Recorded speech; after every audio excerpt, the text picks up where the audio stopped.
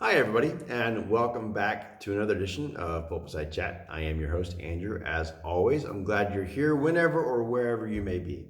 Today, we find ourselves back in the 23rd Psalm, but we're doing verses 1 and 2 today. Now, normally, when I get to the 23rd Psalm, I just give you the whole thing because it's one of my favorite Psalms. Actually, it's my favorite Psalm.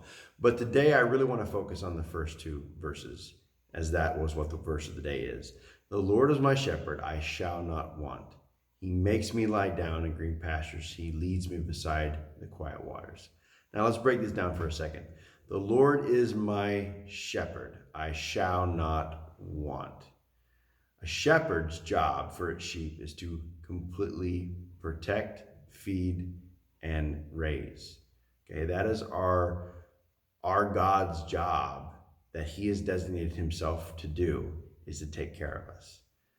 Doesn't matter what we are worrying about, we shall not want because God takes care of it for us.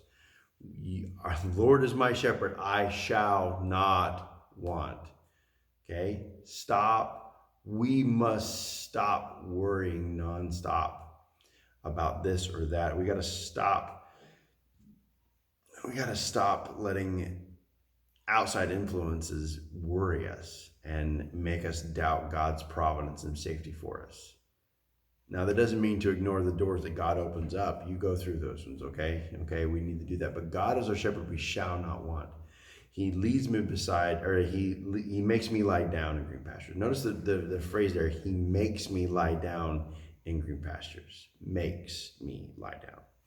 Okay, how often before this whole pandemic happened were we so busy we never had a moment to rest? And God says, you need to rest, and I will make you lie down. Okay, God makes us rest when we need it. So never ignore or deny the spiritual benefit of a good nap. Okay, it's good for us to rest and allow God to fill us back up. Okay, he makes me lie down in green pastures. Now, this idea of green pastures, I grew up in Southern Ohio, and around here, if it's a hayfield, it is lush, green, and beautiful, just like it is back home. But the truth of the matter is, put yourself into the Middle Eastern, Israel area. It was not lush green pastures. We're talking when the psalmist wrote, when David wrote, he makes me lie down in green pastures, we're thinking of a hayfield or a nice big leafy green yard. No. Green pastures was enough scrub brush to go from one spot to another spot to another spot. It wasn't an overabundance all the time. It was enough. The Lord is my shepherd, I shall not want. He makes me lie down in green pastures. It may just be just exactly what you need, but it will be sufficient enough for us. And he leads me beside the quiet waters.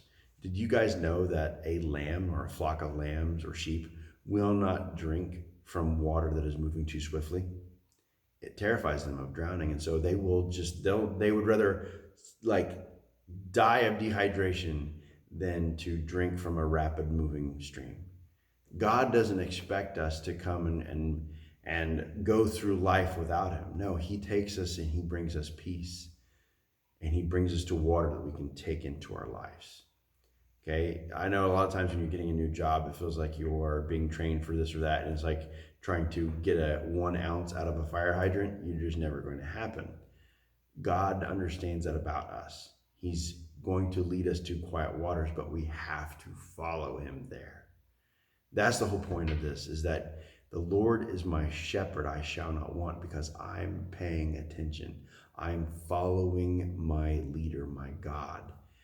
That is so important for us to do as Christians. If we are to lead our communities and our world out of this dark time of all this tension and this anger, we need to follow the shepherd because he is the only way out of it, guys. We shall not want for anything as long as we are following the shepherd.